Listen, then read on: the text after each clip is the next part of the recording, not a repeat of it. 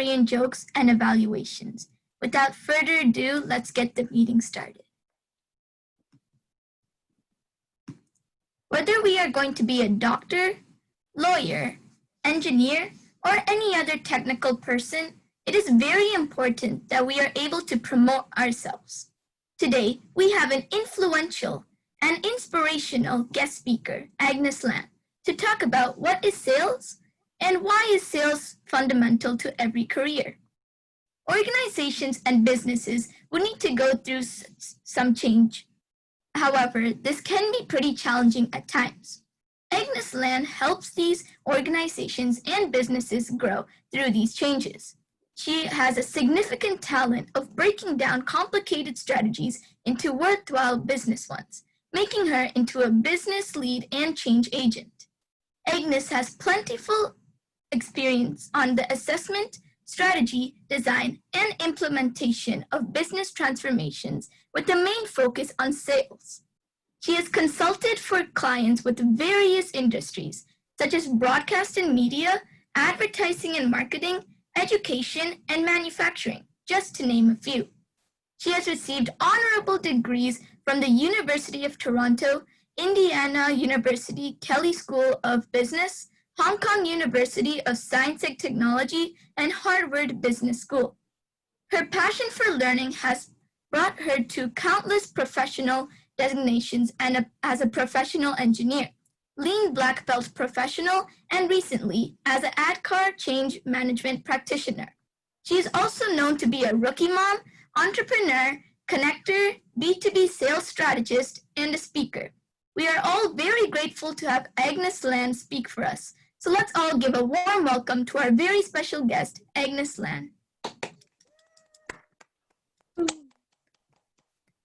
Thanks, guys. That was, I speak at events all the time. I would say at least twice a month, if not more than that. That's the best intro I've heard of me. Thank you. Thank you. I like it that you didn't just read off script. You personalized it and you actually looked stuff up. So well done. So let me go to the slides first. And like I said earlier, let's make it informal. If you have any questions, jump in and ask me, all right?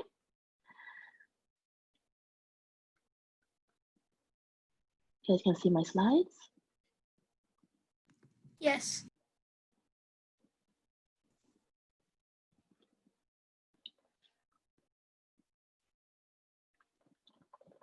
So, like we mentioned earlier, today we want to talk a little bit about sales and why sales is fundamental to every career. Because a lot of times, as you know, maybe your interaction with a salesperson is someone that sells you a shoe, or someone that sells you,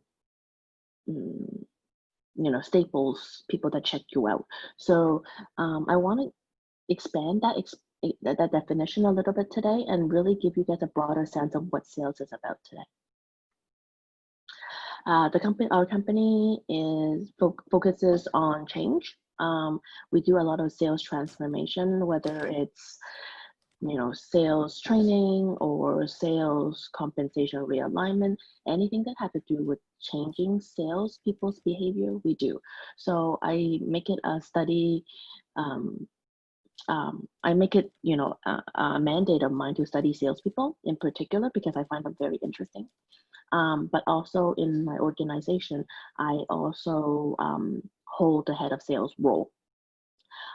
We've been recognized by the Toronto Board of Trade, Markham Board of Trade, Small and Mighty. So from our object, from a recognition perspective.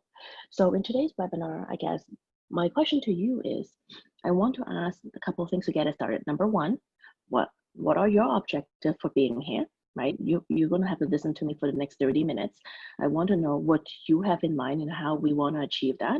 Number two, if an easier question might be, what is it that you want to do when you grow up? Tell me about that.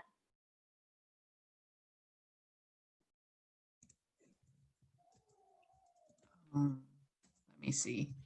Who wants to get started? Maybe the easier question, what you want to be when you grow up, and then what are you hoping to learn out of sales? Who wants to raise their hands, answer? Yes, Sharnavi. Well, when I grow up, I want to be a doctor. And from the sales, I want to learn how to be a good businesswoman. Okay. Well done. Anyone else? Yes, Mayura, I. The easier question, I really have no idea what I want to be when I grow up. Very but to learn from sales, I think I just want to know how to interact with people in sales and how to talk to them and kind of know just the basics because I know pretty much nothing. I just want to know what the fundamentals are and how to, navigate through that area of business.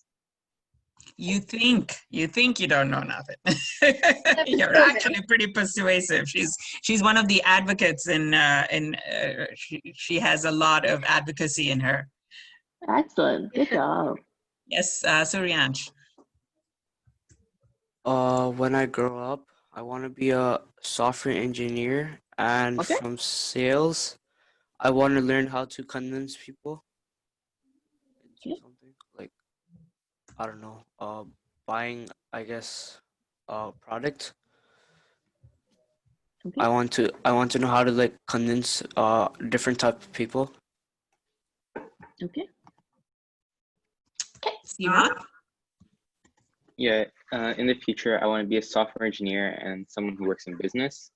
And what I want to learn from sales is what attracts your customers and how to attract more customers than someone usually would.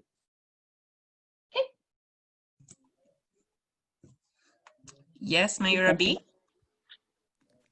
When I grow up, I'm still not sure what I want to be, but I want to go more in the business world.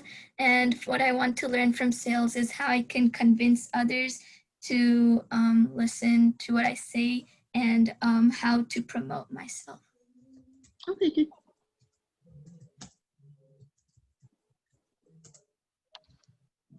Good job, guys. Anyone else? Yes, Madhuran. So when I grow up, I want to be a software engineer. And what I want to learn about sales is how to like promote your business and maintain like a stable company.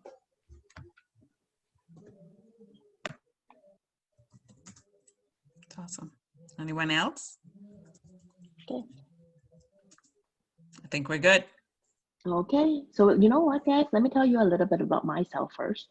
Perhaps that will help you sort of figure out how to take my advice into your own. I actually have an engineering undergrad. As you guys heard, I'm actually a professional engineer. And I would say probably 3 years in, my VP and I had a performance review. And she went to me, she said, Agnes, I don't know how you do it, but whenever you talk to the government to get information from the government, all my other engineers takes 2-3 weeks to get anything back. And you take 2 or 3 days. Why is that? And I don't know. I just ask. For me is, I have a question, I need something, I reach the phone and I ask. And she's like, well, you really have a way with people. Have you thought about doing business school? And I'm like, yeah, I have. I just don't think I'm old enough. I think I need a bit more experience before I do business school. So she said, well, there's nothing like saying no to yourself. I think you should give it a try, because if you don't try, you don't know. So that quarter, that review was in September, and I went and got myself, and I've always wanted to do a master in business administration. So it isn't like it wasn't in my career path. But I just didn't think, you know how sometimes you have self-doubt about, oh, I'm not ready yet. So, on her push, I applied to about 5 handful of schools. And I got in all of them. And when it comes to, time to pick which one, I decided that, I've done most of my schooling in Toronto. if I don't get out of Toronto, I would never forgive myself. So at an age of 26 and a half, I decided, let's pack my bag and get out of here. So I ended up picking Hong Kong. Partially it's because I have family there, but partially it's also because it was a good hub for traveling within Asia. So I figured if I'm going to take a year or 14 months out to myself, that's where I want to go. Honestly, guys, best experience of my life. You see the other side of the world. You have a program that is truly international. So, we have people coming in from Kenya, from London, from Canada, States, from Thailand, from, truly, truly international class. And I think, in my very limited, very sheltered life, I have a very good career path. My dad has a general contracting firm. So naturally, I went into engineering. All my cousins did engineering. So it wasn't that I was that exposed. I walked the path that I'm supposed to walk. Like probably many of you, I'm hearing a lot of software engineers, right? That's what your parent wants you to do. That's what you've been exposed to. And that's what, there's no other option, right? And rightfully so, because your parent probably carved a career path for you or introduced you to things that makes most sense for your personality, makes most sense for your background, makes most sense with your network that you have already. So, your parents are not out to get you, right? They're going to pave something that is easiest for you and pave the way for you that makes most sense. But my 14 months away was a very fruitful one. Got me to think about a lot of things. It's not like I left Toronto because I hate it. I left Toronto to see the world. So what I ended up doing was I went to look for a job in Asia, and I couldn't find one. It was in 2004 when we had SARS. I don't know if you guys are old enough to remember those days, but there was SARS, there was an economic meltdown in Asia. It just wasn't good timing. So after 3 months of job search, my mom says, okay, that's enough. I think it's time to come home. So me being the very Asian girl that I am, I came home and I'm the oldest in my family as well. So I came home and it wasn't like she twisted my arm, right? I love Toronto.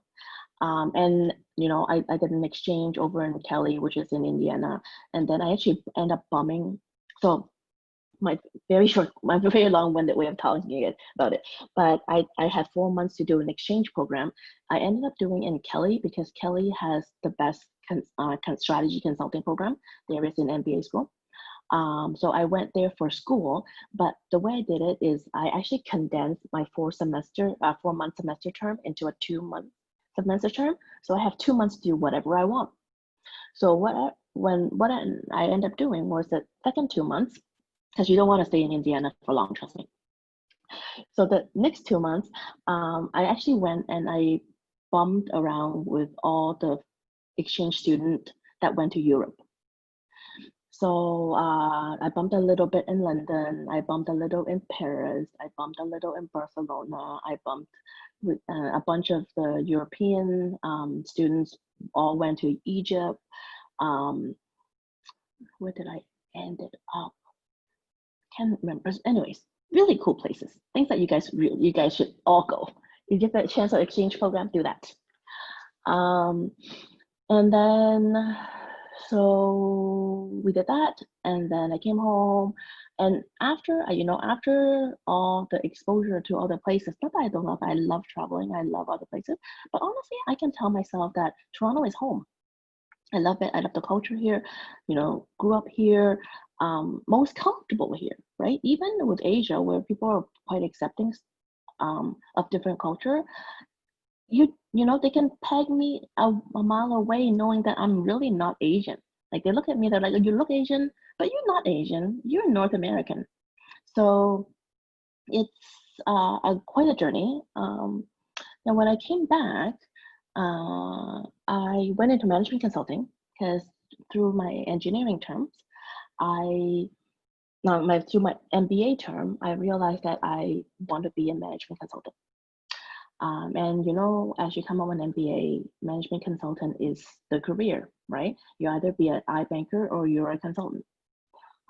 So I went into consulting, love every moment of it, but I still find that my strong suit is in implementation.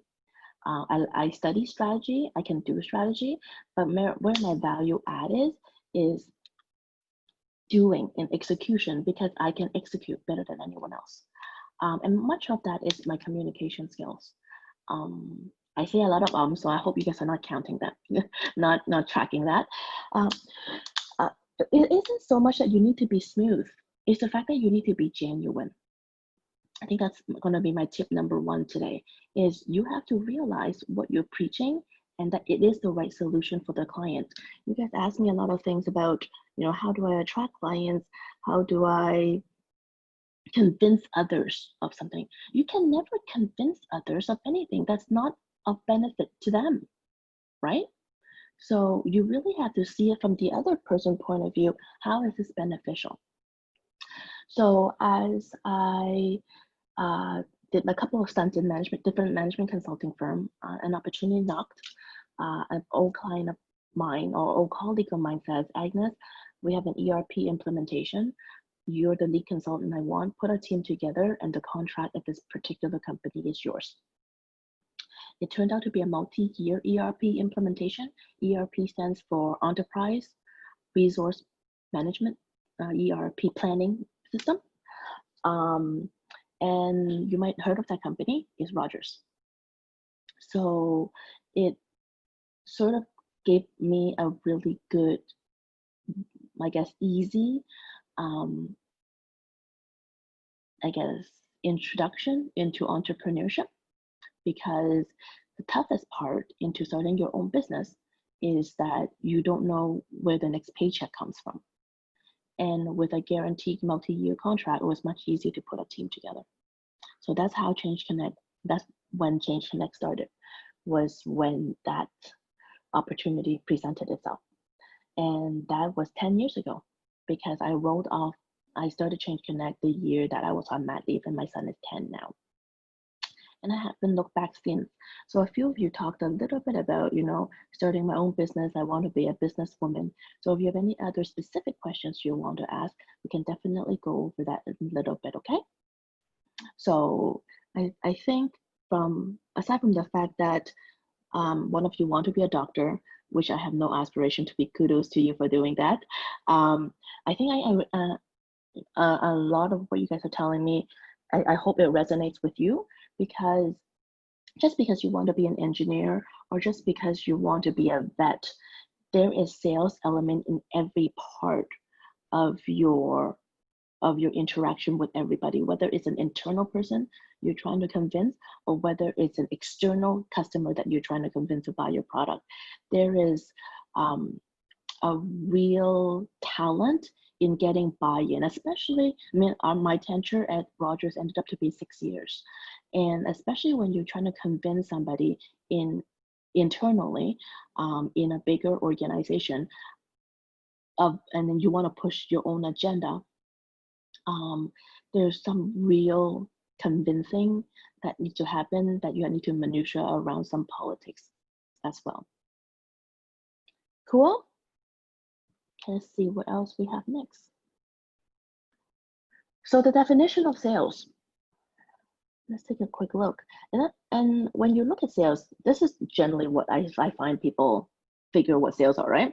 You go to the store, oh, the clothes doesn't work, oh, fine, this is the dress, right?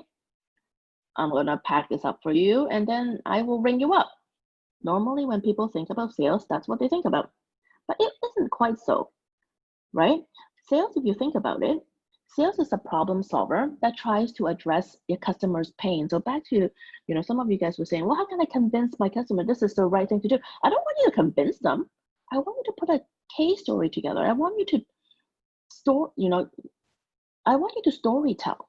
I want you to think about how to solve someone's problem and plan a story such that they realize you're helping them with their problem.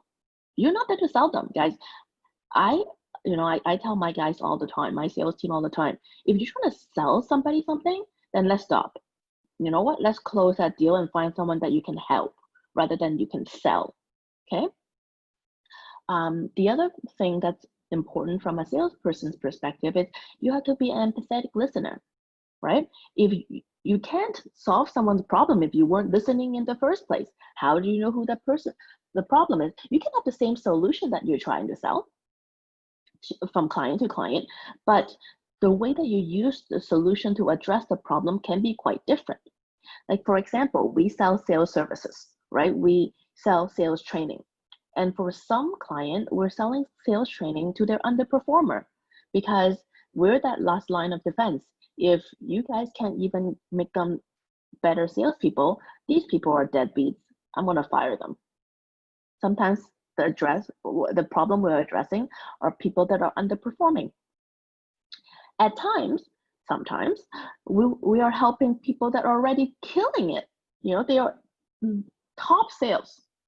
But imagine the commission they take in if they went from an A- sales rep to an A++ sales rep, and how much the organizations will make more as a result of this person being a bit more, maybe the presentation skills needs a bit more work. So you address a different problem, but it's exactly the same program that I'm teaching them. So empathetic listener helps you be a better problem solver, which helps you to be a better storyteller. Nobody likes to be sold. If someone tell you, this TV is 42-inch, 4K, buy it. You're like, what? Right? But if you walk into a Best Buy and you said, man, Super Bowl weekend, you're gonna have your friends over, your 32-inch TV is not gonna do. Buy a 50-inch TV. You're gonna buy it because you want to be that cool guy that have invited your friends over to watch Super Bowl. Actually, just so you guys know, TV sales, actually, every given year, the most TV sales across the country, in the States and in Canada, from a volume standpoint, they sell the most TV the weekend before Super Bowl. And that's exactly the reason why. And then last but not least, a lot of people say, oh, salespeople just go and have lunch and they golf. And I hate that. My mom always calls me in the middle of the day and says, Agnes, what are you doing? Are you working? I'm always working, right?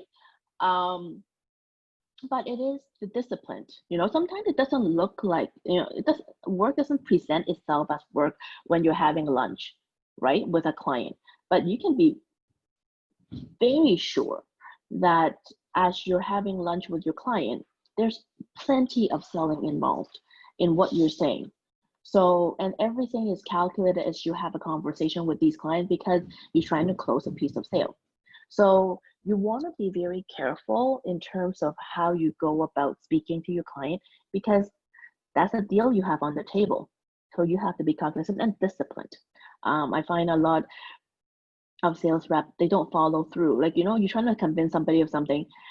It doesn't have to be a sales rep. It can be an engineer for all I care, right? You're trying to get another department to play with you nicely, or you're trying to get another software engineer to finish their module or their piece of code before they can sort of mesh your code together with theirs. Their progress is slow. You can't finish without them. Telling them once isn't gonna help, right? Isn't so much like, hey, when are you gonna finish? Well, I don't know. But if you turn around the conversation and, hey, I'm done mine. Hey, I'm finished early. You want me to help you with yours? And so we can both hand this in on time or, before it's due. So no, our bosses is not on our backs about this. Much easier. You offer help and you're giving them the benefit of if this piece of code is not delayed, your boss will not be on your back. So the conversation, the language has to be around what is the benefit in getting what you want for the person that you're asking this ask to.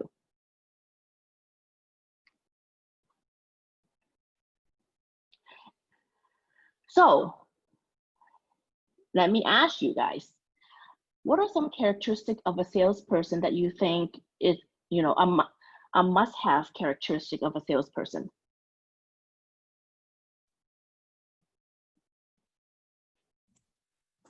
Yeah, Mayurai, go ahead. Like an outroverted, enthusiastic person who, can always have small talk and always talk to you, always start a conversation wherever they are.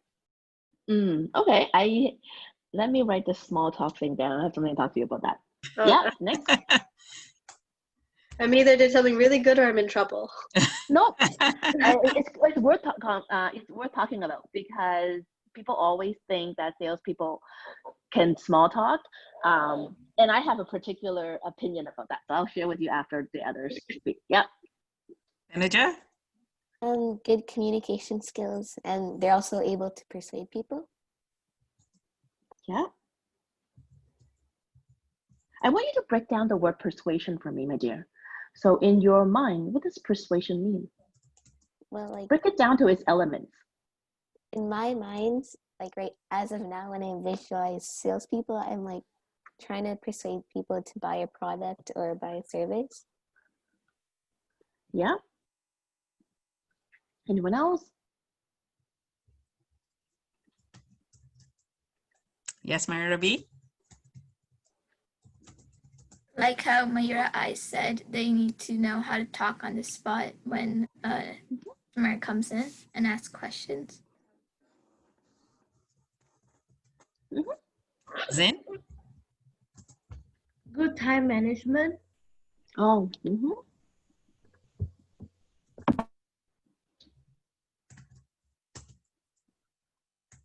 Excellent. So let me give you guys some feedback. Definitely good time management. If you think about if you work in a software engineering team, you're likely going to be in a team of 5. Like, not talking about the bigger team, but in your module, you likely have a small team of 5 to get a particular product out. But if you think about salesperson, they probably have 40 clients they're talking to on their docket every single week. So good time management skill, most definitely. If you're not organized, if you don't know how to manage your time, you lose a lot of sale. And in sales, when a lot of it is commission, a good chunk of your payout is commission based, that not being organized and not time managed well will cost you a lot of money. Who else? And good communication skill for sure. Good persuasion skill to get someone else to to get you what you want for sure. That's small talk. I want to tell you guys something very interesting. So I don't believe in small talk. I'll tell you why. Because I'm an introvert. I don't like to talk to people, as a matter of fact. When you see me go on the big stage and I do my talks and whatnot, a lot of people think that I'm an extrovert because I can't do it. Like, I'm not going to shy away from the opportunity, but I am an introvert. When I get an opportunity to rest at home, I would rather read a book, watch YouTube. I don't want to talk to anybody. I don't even want to talk to my husband. I just want my own time, right? That's someone that is an introvert.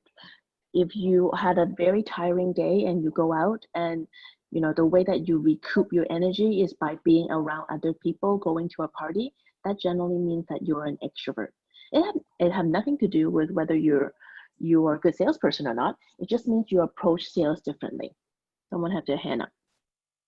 Yes, Orianth, you have your hand up. What do you call it? If you a salesperson, also should be an ambivert. Sure, I guess. I always coach that I don't care whether you are how you are as a personality, as long as you get to what you want. So I'll give you a classic example. So I don't like to small talk, right? But and our clientele, you have to know your clientele very well. So our clientele are generally male between the age of 45 to 55. We have a very particular target audience. They're business owners that owns businesses between $2 million to about $30 million. So what's the number one thing that I'm going to have to talk about when I get on site to try to get them to close a piece of deal is sports, especially if hockey season is in full fledged, and lately in the last couple of years, if basketball season is in full fledged. So and I've gotten to like basketball and hockey as well, just because I'm so exposed. But in the beginning, I would, for sure, when I get into the car, first thing I do is I listen to 680 News. I have to catch up on everything that's going on so that nothing hit me by surprise when I get on client site if the client wants to talk about something current. And then if you want to kill more time, then you talk about sports and how the Leafs are doing and how the Raptors are doing. Because I'm a girl, no one expects me to be able to talk about sports, which is fine. So I'm going to play it to my advantage because I don't want to watch college football either, which is also another big thing. So as long as I'm fluent enough in talking about our home team, I pass the fact that, oh, she's a girl, she doesn't know anything, right? The reason why you need to at least do some homework there is because people only buy from people they are liked or like. So I'm not a male, likely white male, between the age of 45 to 55. So I'm never going to be like them. I'm going to have to, in other way, get them to realize that I'm not that foreign. She would never understand what we're going through. I need to get through that barrier, right? If I am not going to be able to speak in their language, they will always have that barrier up as, oh, Agnes doesn't know, right? So I do have to be able to be conversational, going back to what you guys were saying about the small talks. But I try to stay away from small talks because number one, it leads you to it could sometimes lead you to where you don't want to go. I don't you guys gonna laugh, maybe because I'm an introvert. I'm not interested to know about your family and your problems. That's gonna kill my deal, right? I'll do enough small talk enough for them to realize that I am, I am a professional that is current and that I can understand their business problem enough to solve them, but I'm also not there to be their best friend. Okay.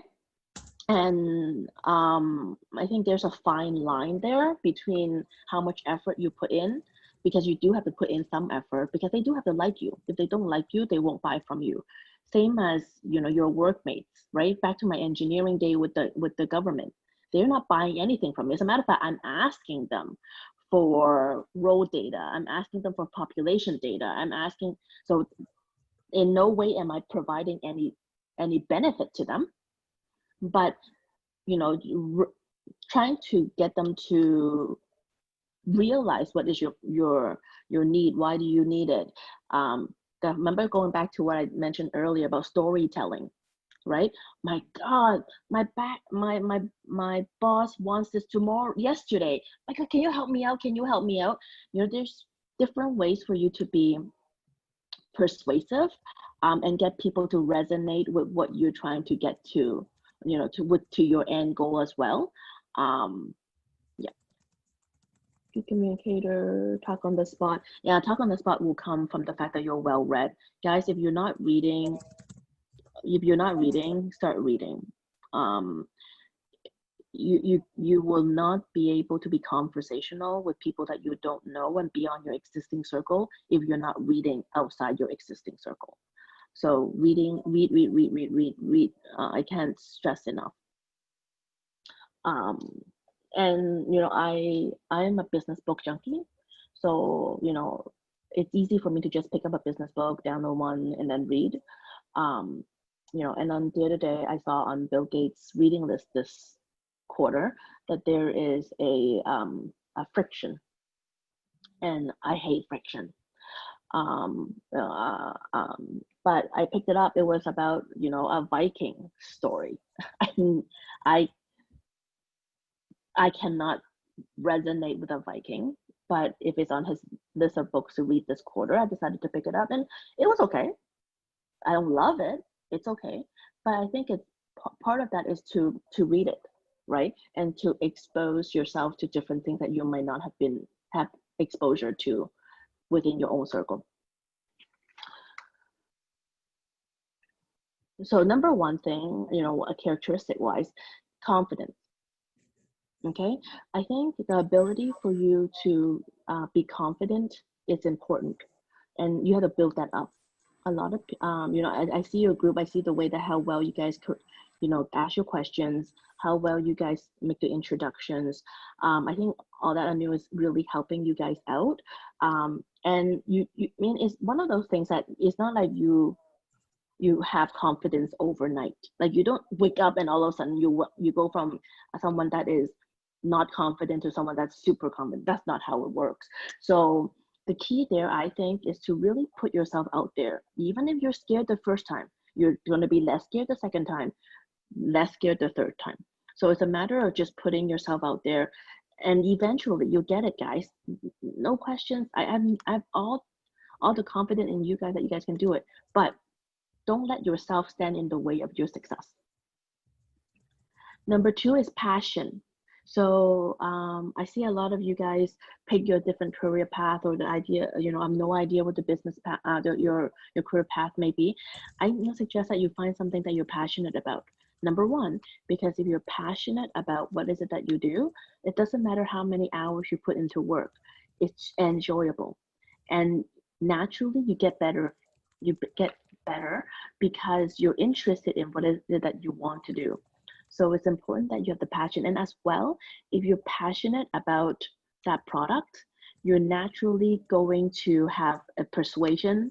You're able to persuade other people of your mission as well, because you're passionate, right? Imagine if you want to save the whale, if you're passionate about it, versus a fundraiser that where save the whale is, they don't care, it's a job, completely different in terms of how much they're able to fundraise, because someone that actually knows about whales, why they save whales, they can give you all the stories in the world, and they can get you so excited about saving the whales, even though you don't care about saving the whales, right? So it's a matter of, when you guys talk about communication and passion and persuasion skill, generally it's much easier for you to persuade if you have a passion behind your missions of what is it that you're trying to do.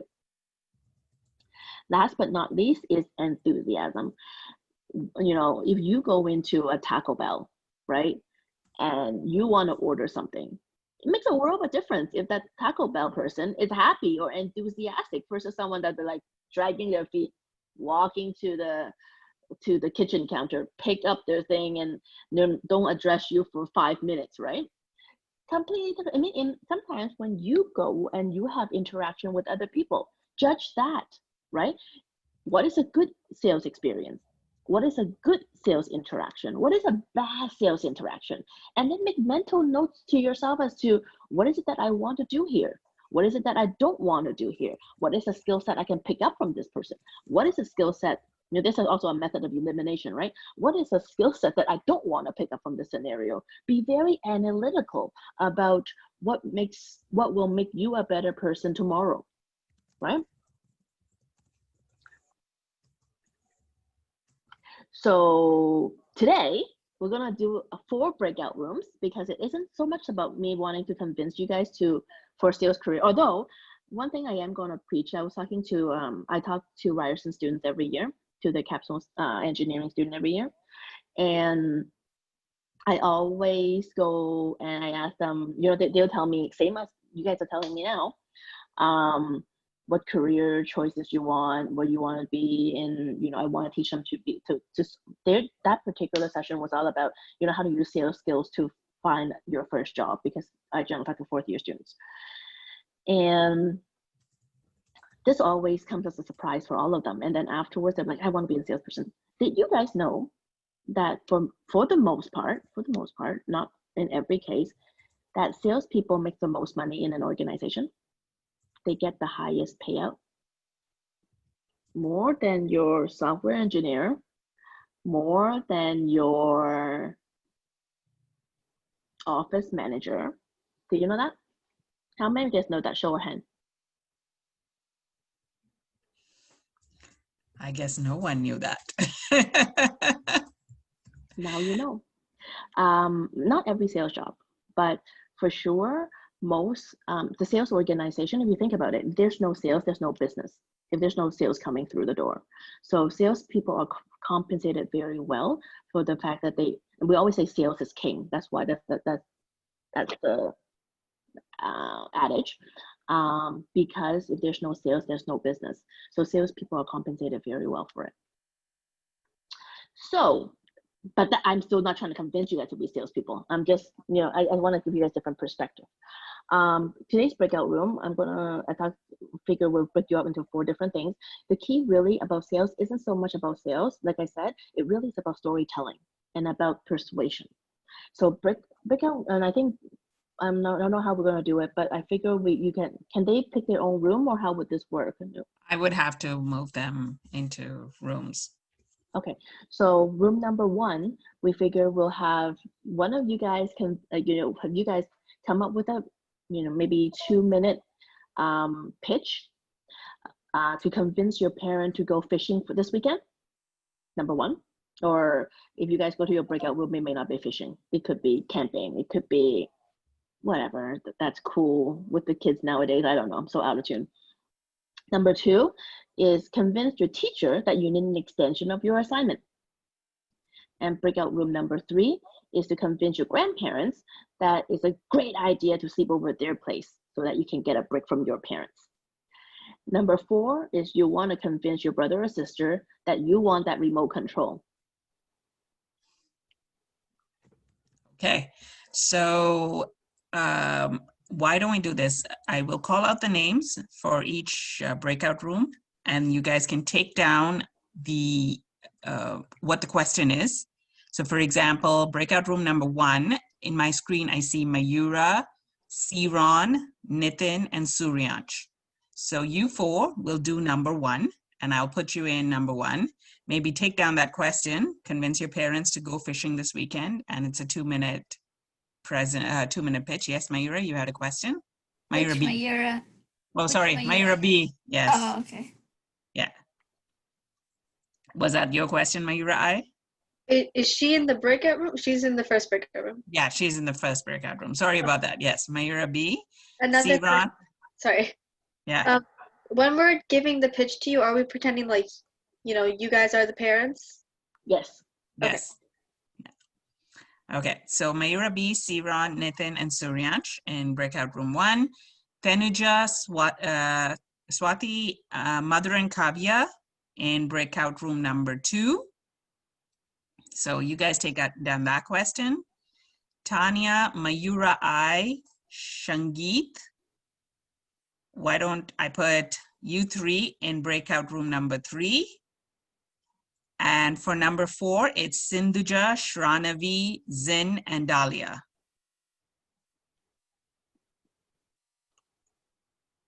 So you guys take down the question, and I am going to now assign you guys into the rooms while you do And that. it's 1:46 now. I'm going to give you guys, let's say, 6 minutes to do this assignment, and everyone have let's keep it to a 90-second pitch. Okay. I have a question. So do we make a pitch up as a group, or everyone Yes. in the group makes Nope. their own pitch? No, the group together come up with one pitch. Okay. Good question. I also have a question. So when we're presenting it, do we present it as a group, or does one person present it to you? I'm going to let you guys figure that out in your group.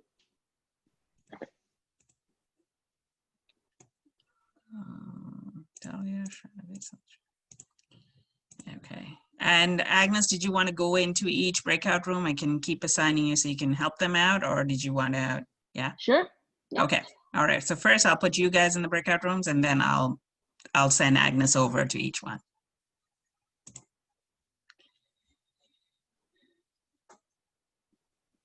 You should have got, yep.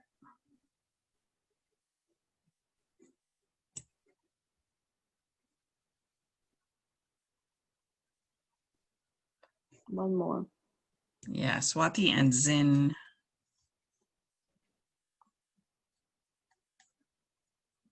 Zin should have gone to breakout room 4.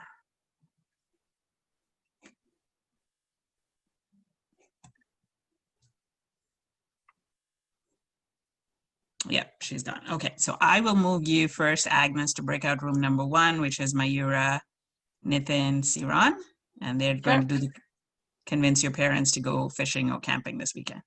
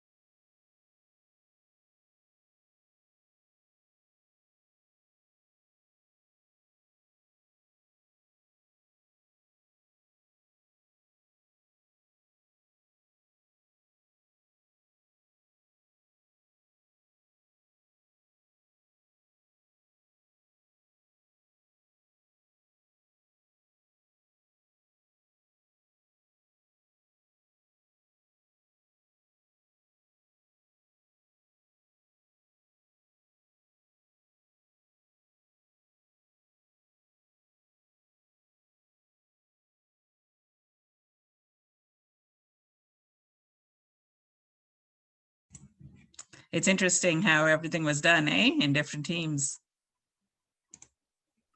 Very different. Yeah. Depends on the It is. personalities, for sure. Yes. Okay. Different. That was all rooms. It's not bad. It's just different. And Mhm. good mix. Impressive group though. Yeah, thank Well you. done. They are a good group. Hello. I'm pretty sure everyone's using the next seconds. Pretty sure that's what's happening here. Nathan, can you move your video a little down because I only see your eyes? Oh, like this? All right, perfect. Yeah, Yes, better. thank They you. go super high and low, so I don't know. Sorry? My computer goes like you can change the height, like an angle, so it keeps. I don't know like which way to put it as, so I just Oh, left it like that. isn't it just moving your what computer do you have? Isn't it just moving it Yeah, the screen. the screen? Just Yeah. yeah. Not the whole computer. Yeah, I think you need to move it down some more, Nathan. Yeah, that's much better. That's like the lowest it can go. Yeah, that's much better.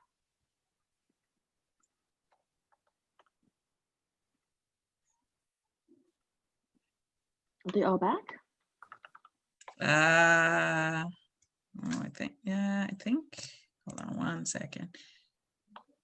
No. Yep, they're all back. Okay. Okay. In the you know that I'm fairly fair, so we're gonna use a randomizer to see who goes first. Okay. 1, 2, 3. 1, 2, 3. Group number 2 go first. Yes, you guys can see what I did there, right? Let's do it again. 1, 2, 3. Group number 4 go first. I think group number 4 needed some time.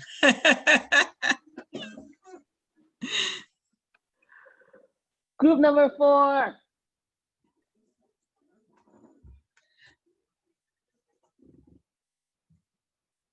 Yeah, Mayurai? Not group number 4. Can I just leave and get water for a Yeah, second? sure. Yeah, sure. So group number 4 was Sindhija, Sangeet, and Zen.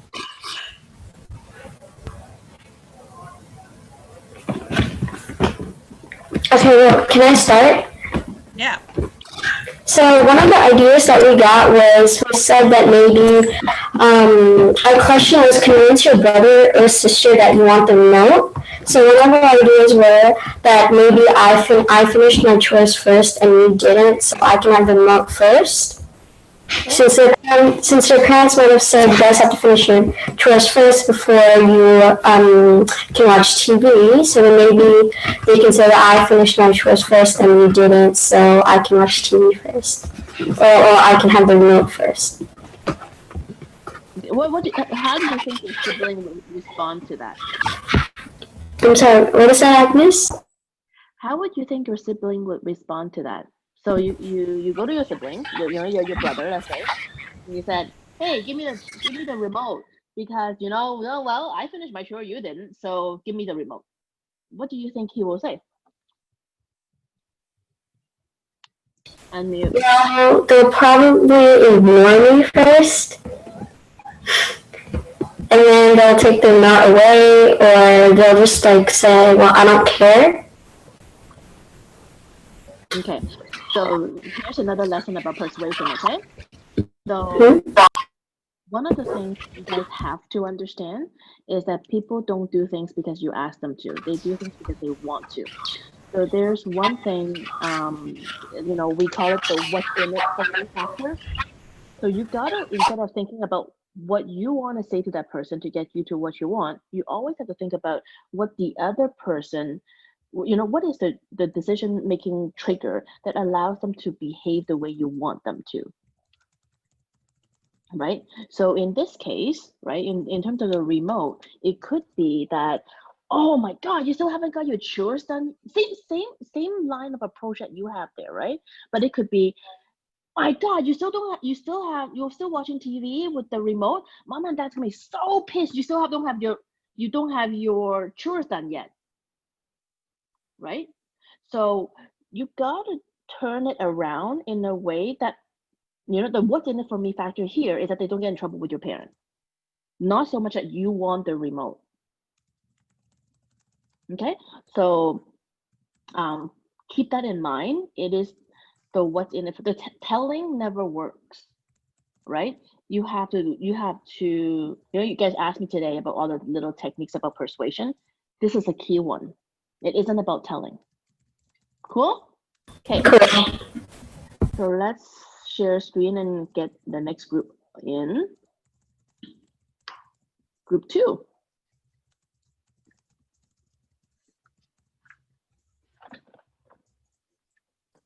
Okay. All right. So, hi, Miss Agnes. In order to make our group project the best it can be, we were wondering if we could have an extension for our assignment. So the main reason, okay, so the main reason we need an extension is because this is a group project, and therefore it's difficult to coordinate times that all of our group members are okay to work with. So but you see here, certain members in our group only have limited access to technology, and certain members are only able to access technology at certain times. And this week we weren't able to coordinate times because due to their parents' schedule and work, they weren't having access to technology. But this week we have already planned ahead, and we already planned ahead and to coordinate our times and technology. But why couldn't you do it last week? That was due to our parents' schedule, because they needed their technology for work, and some of our group members weren't able to use the technology. Kavya?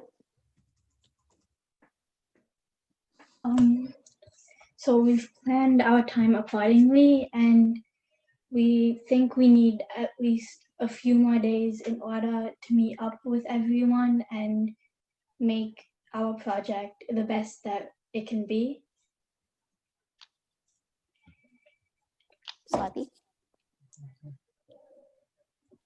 So we thought we needed more time because of the overload, and we couldn't take too much of the work, and it was too much work for us, so we couldn't take the overload. But that would be unfair to the rest of the classmates that's finished their work, guys. But we're really planning to go above and beyond this project. We really believe that we want to do the best we can, and in order to achieve that, we believe that we could use a little bit of extra time in order to achieve that. How can I make it more fair for the other students that already handed in their work last Friday? You can mark theirs. You can mark their work more generously, as you're telling me how to do my job now? That's not nice. Okay, well, we are trying to get an extra credit, so you can give everyone the same option, and if they want to do an extra credit, they have time for an extension as well. But everyone already handed in Friday, just you guys. I don't understand. Everyone else was able to coordinate their schedule. You guys are in the same class. Okay, I'm being hard on you guys, obviously. I was like, please don't cry, please don't cry. The normal, I mean, my son is at 10, he's in grade 4. So I know most teachers, if you ask, they'll just give you one. So I know that. But same as the what's in it for me factor. Guys, when you think about teacher, especially teacher, and that's why I want to bring the raise the awareness of the fairness. As a teacher wouldn't be a teacher if they weren't fair, right? When the last time that you see some, a teacher being unfair, well, how do you feel? Because I mean, teachers are human too. They're gonna have favorites, right? Well, how do you feel when you realize that certain people get away with stuff more than other people, right? The rest of the class, they lose their authority based on the fact that whether they're fair or not.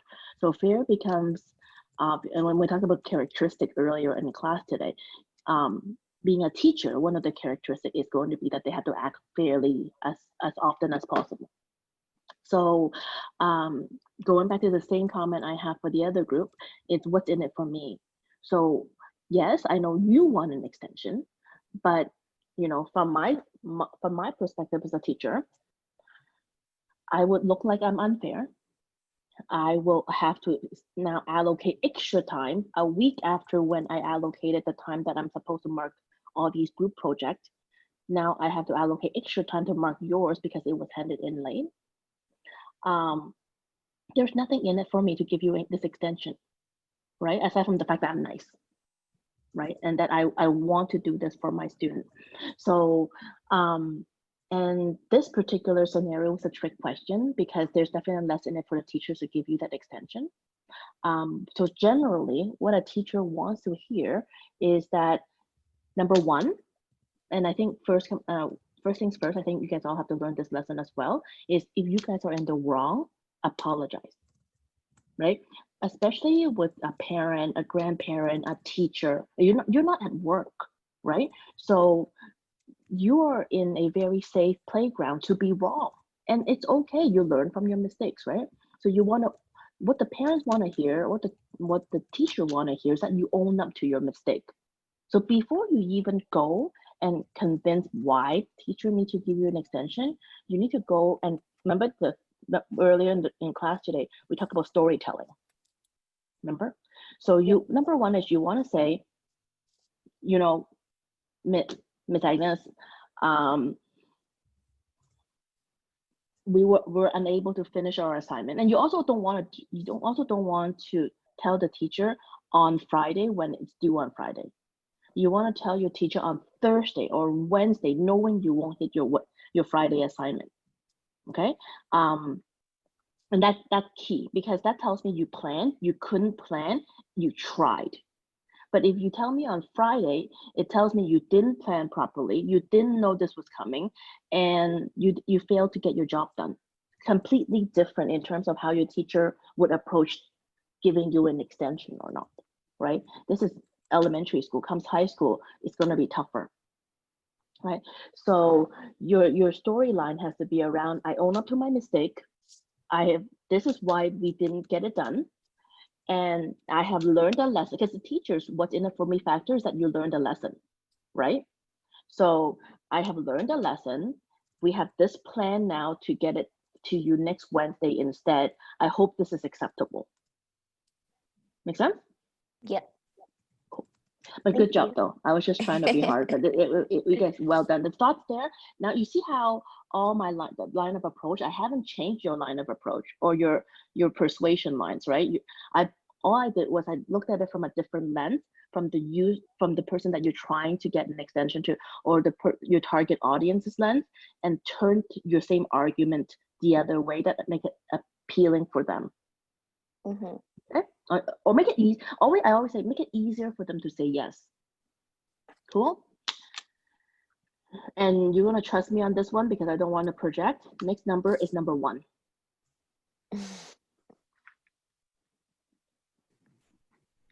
That would be Siron. Yeah. Parents, can we go fishing today? Why? Well, because of COVID, we've all been inside for a very long time, and I thought maybe we can get some fresh air, and it would be more healthy and fun for us. Why don't you go to the park? Because it will be a very nice weather. It's a very nice weather by the lake today, and also we would be much more safe going fishing instead of going to the park where we don't know who would be there and if it will be COVID-19 safe. Okay then. Sure, we'll go. Yay! Agnes, if you guys if you want to say anything. I was so strict and he just comes in and says yes. Lol. That's my description. Easy parents. Siran, you want to say something? Yeah, if you want to be a parent, we could try that too. Like, No, Yeah. I Yeah, enjoy let this them much try. better. okay. So I'm gonna ask you guys.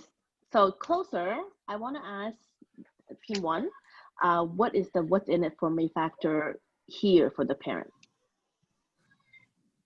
Team one. Children. Do you guys know what what's in it for me factor? Do you know what that means? Why would a parent say yes? Like what are you trying to convince them of? What's in it for me factor?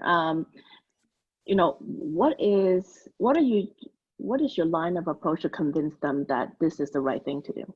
Jiran?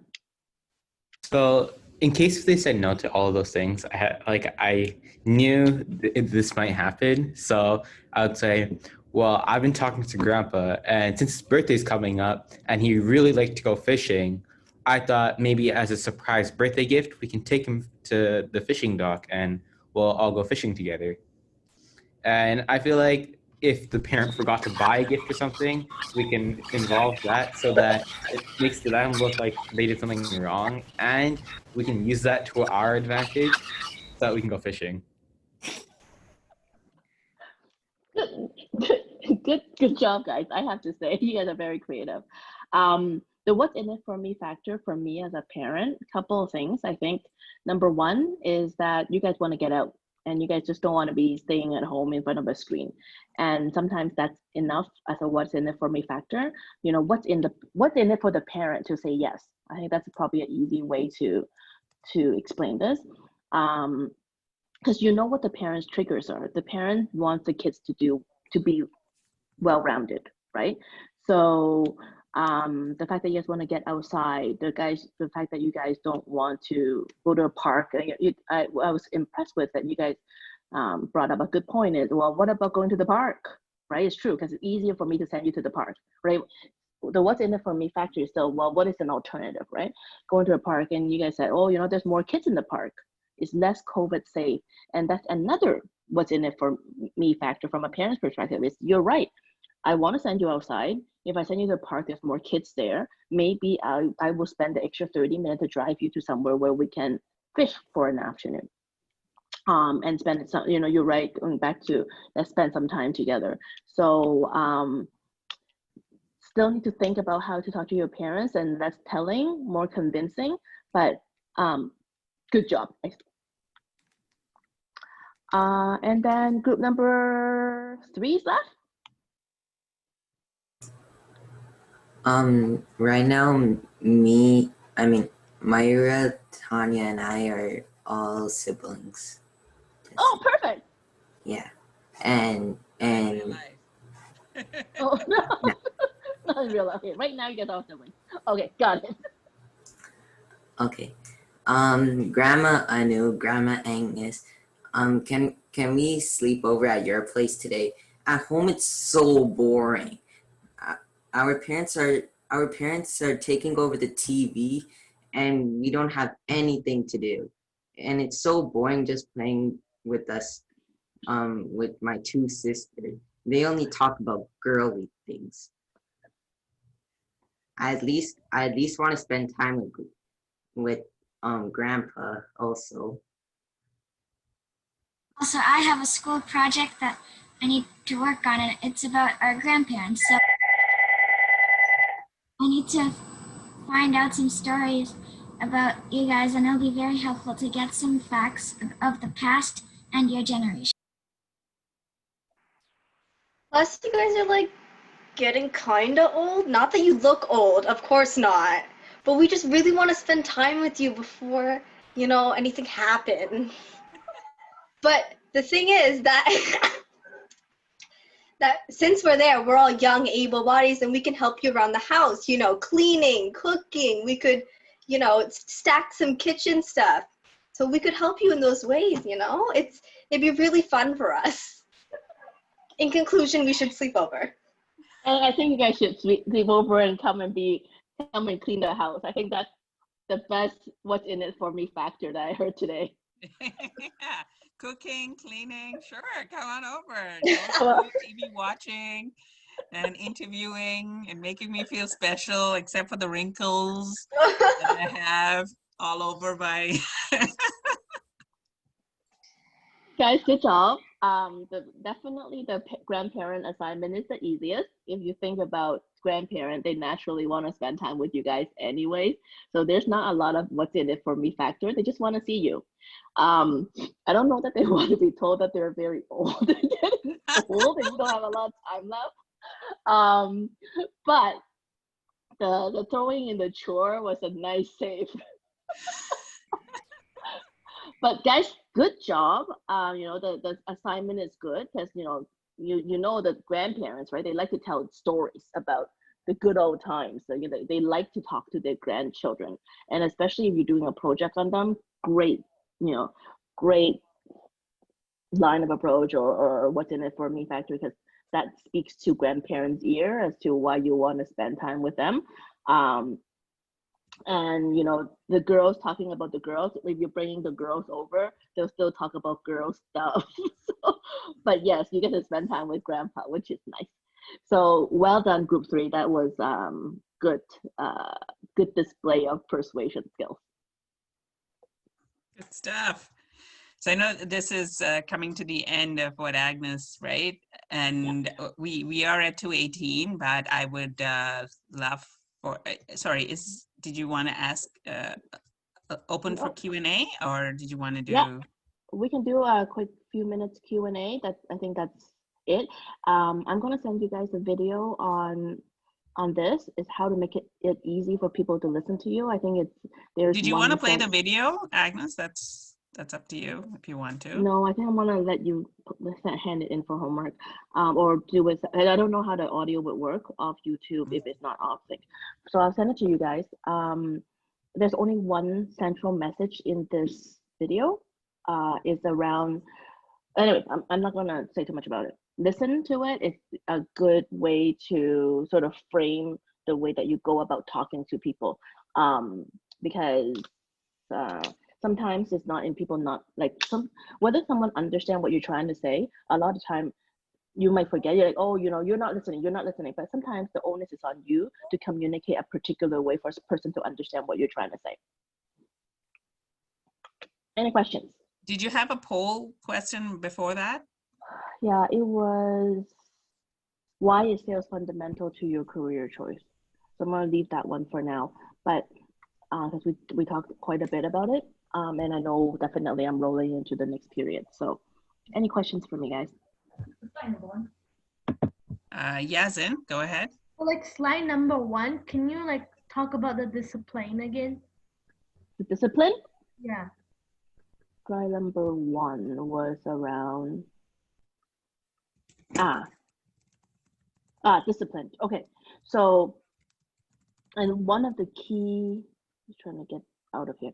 One of the key things in terms of how to be a good salesperson, and that's with all career as well, especially in sales, is sales, there's less oversight. A lot of times salespeople don't work at the office. The salespeople actually have to go out and they have to see clients, they have to manage their own time. So being disciplined is especially important, because it isn't like so much so that you have a task, a list of things to do, right? If you are a software engineer, when is your launch date, when you have the QA, there's a very tight development schedule that you have to follow. So when you go into work, you sort of know what you have to do every day in order to achieve what you need to achieve, because your project manager would tell you, or your manager would tell you. But from a sales perspective, your sales manager aren't going to tell you, today you need to go see client A and visit client B and cold call client C, D, E, F. They aren't managed the same way they are managed in other departments, and hence discipline and self-motivation becomes extra important in someone in sales. Good question. Anyone else has questions? Yeah, Tanuja? Okay, so I feel like whenever you're taking any sort of huge risk, like, I don't know, starting a new business, or like in your case, moving all the way to Hong Kong for school, how did you overcome the feeling of like, I'm not ready for it? Good question. Great question. I would say that I'm pretty timid. Like I'm one of those great, straight A students through school, and I have a particular way of running my life. So, and that sort of land itself to be someone that don't take many risks, right? You have a particular path that's paid for you, that you do it the way you're told. And it's less of a risk for me to go to Hong Kong, to be fair, because I have relatives there. My dad works there half time, so it isn't so much so that risk. But that exposure during my MBA year, what it helps me to, when I was exposed to so many other people across the world, got me to realize that I should try some. I cannot say no for the sake of saying no. Like I'll tell you a very, something as rudimentary as, I never had a raw piece of sushi before I got to MBA. I'm like, oh, I don't want to eat raw fish. I don't want to try.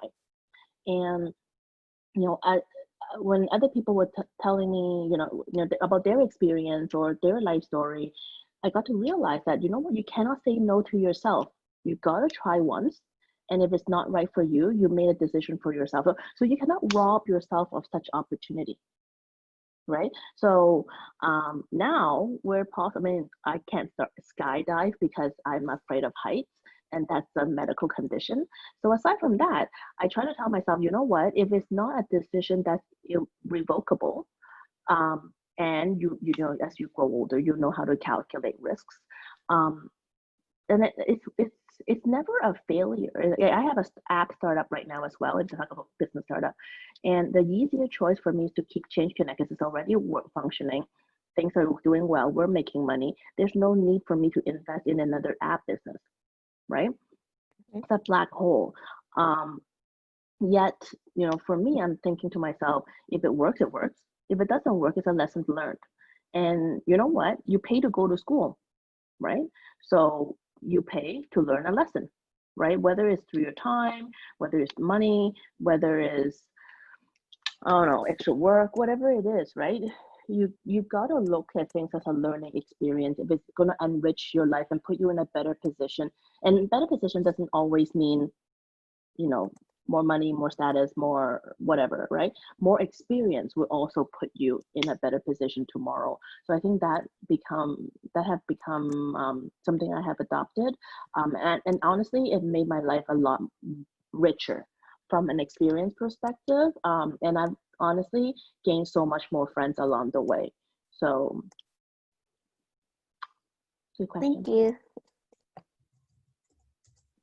Siron, and then Suryansh, and then Mayura I. Yeah, so when you have that one person you're trying to sell an object to or sell something to, and then they always oppose to whatever idea you're trying to say, or they always say, no. How do you catch that person's attention, and how do you get them to say yes? So I think first things first, if they keep saying no, I would step back and think whether this is the right solution. So I go and tell my sales guys as well, don't keep selling, right? If this person is saying no, try to understand why there's a no. There's a philosophy in sales that I'll start with no, because no allows you to ask a lot more questions that gets deeper into the problem. And it actually starts a conversation. So I wouldn't keep pushing what I want, my own agenda. I would actually try to understand where the no comes from first, and then try to untangle that. Because ultimately, if this is not, I don't know what your case is, but if ultimately this person really shouldn't be buying our product, then it's more respectable. You get more respect from this particular prospect or client by you not pushing and say, you know what, you are right. There's no opportunity here. Why don't I call you up in 6 months?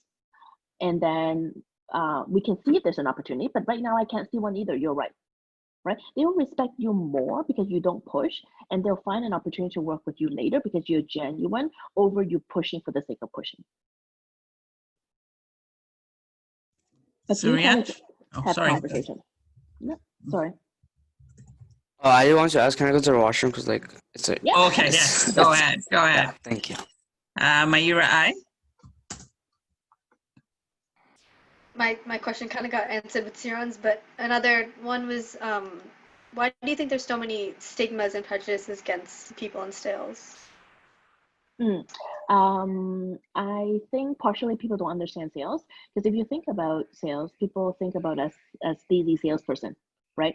People are pushing their own agenda, and the world of sales have changed. Like long gone are the day where people are pushing their own agenda, right? Because you can't survive in the sales world right now if you're not genuinely trying to help your customer. So I think that segment would change over time, especially when you guys get into sales, 10, 15 years down the road. I think the world will change, the world. But right now, people look at sales as, if you look at your interaction with salespeople, they are the lower end jobs, right? They're the lower end retail sales job. And when I mention, the most, the people that make the most money, they aren't the retail sales job I'm talking about. I'm talking about the B2B sales jobs. I'm talking about selling into enterprise, right? Those people make the most money.